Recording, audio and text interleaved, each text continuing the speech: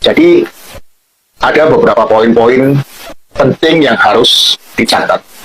Kenapa di ijazah Joko Widodo tidak tertulis jurusan? Kenapa nomor mahasiswa Joko Widodo melebihi apa yang dituliskan di dalam sejarah Fakultas Kehutanan itu sendiri?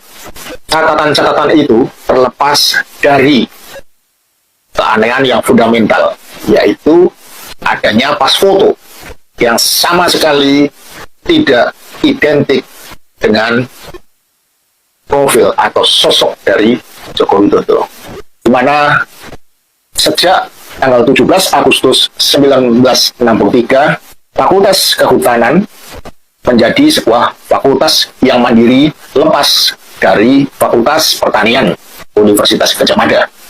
Dengan terpisahnya bagian ilmu kehutanan dari Fakultas Pertanian dan kemudian berdiri mandiri menjadi sebuah fakultas tersendiri, maka bagi para mahasiswanya mendapatkan konsekuensi bahwa nomor induk mahasiswa kodenya menjadi berubah. Yang awalnya memiliki kode garis miring P, kemudian berubah menjadi berkode garis miring KHT.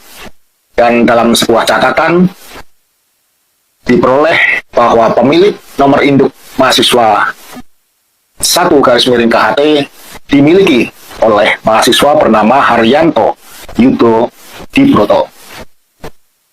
Dengan demikian, perlu menjadi catatan bahwa pada tahun 1963, nomor induk mahasiswa Fakultas Kehutanan adalah berkode KHT, bukan KT, seperti nomor induk yang tercatat di ijazah-ijazah kawan-kawan Jokowi catat atas nama Joko Widodo sendiri.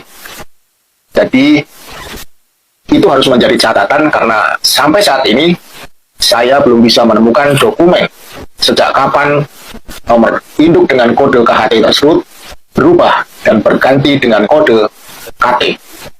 Sebab untuk mengubah kode nomor induk mahasiswa di dalam sebuah fakultas bukanlah hal yang mudah, karena itu berkaitan dengan sistem administrasi yang terkait antara satu dengan lainnya. Seperti pada sistem administrasi di perbankan, saat mahasiswa melakukan registrasi ulang dan membayar SPP, dan juga terkait dengan sistem administrasi di fakultas itu sendiri, dan juga terkait dengan sistem administrasi di perpustakaan saat mahasiswa melakukan pinjaman buku-buku kuliahnya.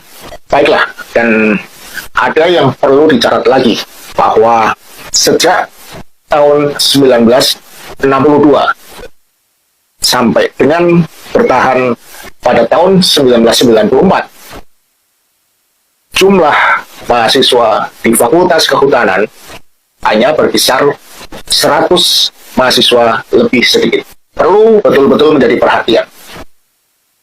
Kenapa Joko Widodo yang dikatakan masuk dan diterima di Fakultas Kehutanan pada tahun 1980 dan lulus pada tahun 1985 memiliki nomor induk mahasiswa 1681. Artinya dia memiliki nomor induk 1681. Padahal di dalam catatan sejarah Fakultas Kehutanan jelas dikatakan bahwa pada tahun 1962 dan bertahan sampai 1994, mahasiswa di Fakultas Kehutanan hanya berkisar di angka 100 mahasiswa lebih sedikit. Itu disebabkan karena kuota di Fakultas Kehutanan UGM hanyalah 100 mahasiswa. Penambahan kuota sendiri baru terjadi pada tahun 1995, yang awalnya kuotanya hanya 100 menjadi 137 orang. Dan kemudian berkembang lagi pada tahun 1996 bertambah menjadi 238 orang. Dan tahun 1997 menjadi 240 orang mahasiswa. Jadi ada beberapa poin-poin penting yang harus dicatat. Kenapa di ijazah Joko Widodo tidak tertulis jurusan? Kenapa nomor mahasiswa Joko Widodo melebihi Rektor UGM telah bersengkongkol dengan penjahat dan penipu wajib.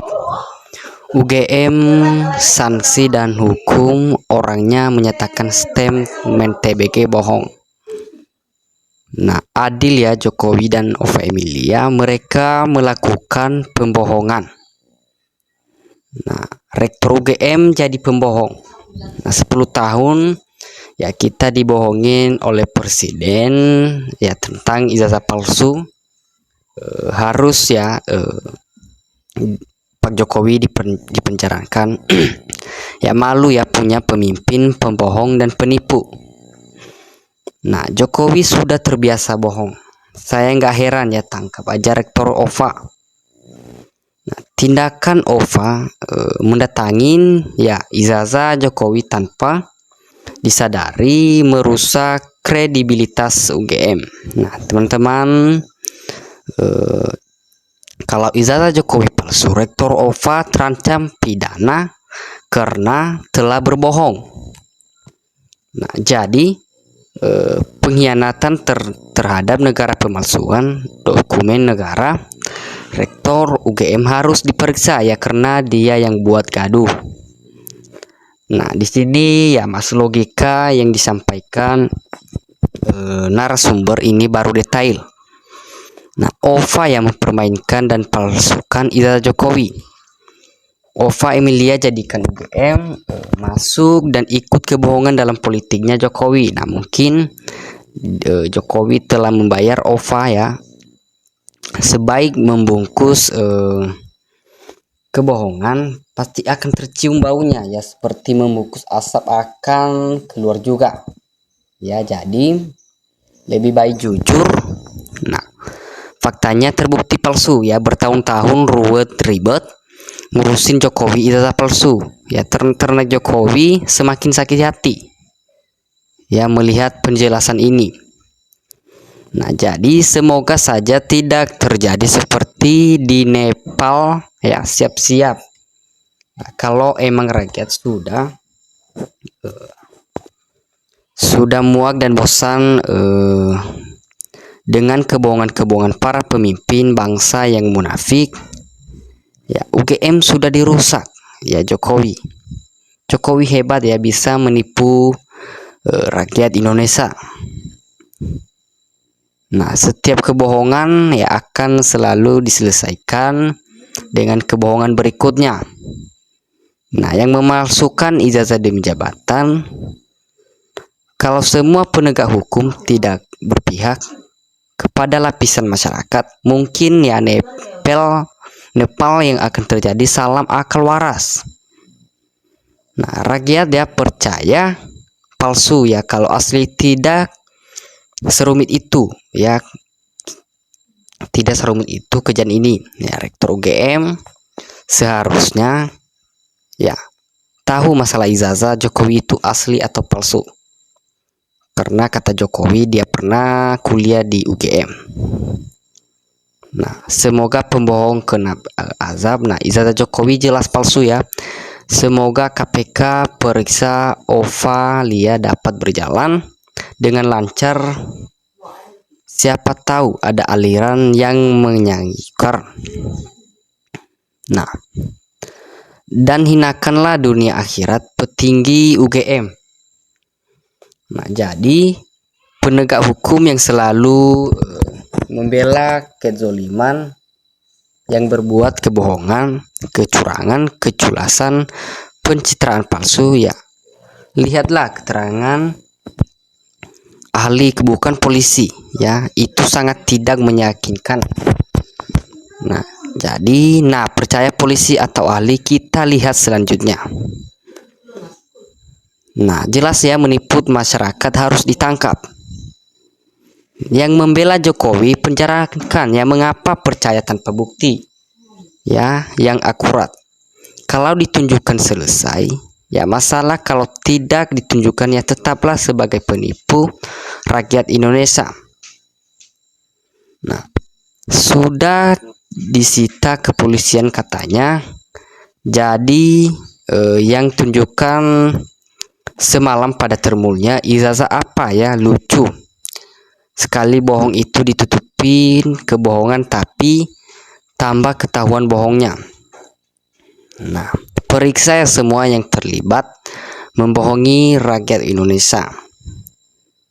Nah, Jokowi bikin gaduh ya, semoga sadar atas kebohongannya. Nah, lihatlah keterangan ahli bukan polisi.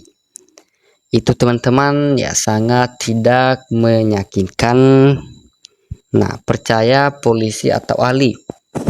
Kita lihat selanjutnya. Nah, kalau semua penegak hukum tidak berpihak kepada lapisan masyarakat, ya mungkin Nepal yang akan terjadi salam akan waras. Nah, kalau ijazah Jokowi palsu, Rektor OVA terancam ya pidana karena telah berbohong. Ya, Rektor UGM telah bersengkongkol dengan penjahat dan penipu. Wajib ya UGM disanksi dan dihukum. Orang banyak yang mengatakan STEM TBTG bohong. Nah, Rektor UGM ya harus diperiksa. Ya, Rektor UGM OVA harus diperiksa. Usus tuntas ijazah Jokowi dan Gibran dan korupsinya demi kebenaran. Nah, Jokowi telah ya atau dia telah membayar OVA Emilia untuk ya membohongin kepalsuan dari Joko Widodo. Nah, adili Jokowi dan OVA Emilia, mereka melakukan pembohongan. Nah, Joko Widodo telah membohongin ya kita sebagai negara Indonesia selama 10 tahun ya saat dia menjadi presiden. Nah, ini harus ya dipenjarakan karena Joko Widodo tidak punya malu ya, punya pemimpin yang juga pembohong dan penipu. Nah, teman-teman, tindakan OVA yang mendapatkan ijazah Jokowi tanpa disadari ya merusak kredibilitas UGM. Nah, jadi kalau ijazah Jokowi palsu ya Rektor OVA terancam ya pidana karena telah berbohong. Nah, masyarakat lebih percaya hasil riset ilmiah RRT ketimbangan para pejuang kebohongan. Nah, pengkhianat terhadap negara, pemalsuan dokumen negara ya harus ya permainkan dan palsukan ijazah Jokowi. OVA Emilia jadikan UGM masuk dan ikut kebohongan dalam politiknya Jokowi. Nah, teman-teman, sebaik-baik memukus kebohongan pasti ya akan tercium. Seperti kita membungkus asap akan ya keluar juga. Nah, fakta nyata terbukti palsu ya, bertahun-tahun ribet ngurusin Jokowi ijazah palsu. Nah, semoga saja tidak ya terjadi seperti di Nepal. Siap-siap yalah kalau memang rakyat sudah muak dan bosan dengan kebohongan-kebohongan para pemimpin bangsa yang munafik. Ya, UGM sudah ya dirusak Jokowi. Nah, Jokowi ini ya hebat ya, bisa menipu rakyat Indonesia.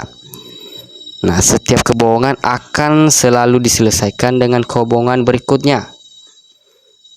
Nah, kalau semua penegak hukum tidak berpihak ya rakyat percaya ya, itu palsu. Kalau asli tidak serumit itu ya. Rektor ya sebenarnya tahu masalah ijazah Jokowi asli atau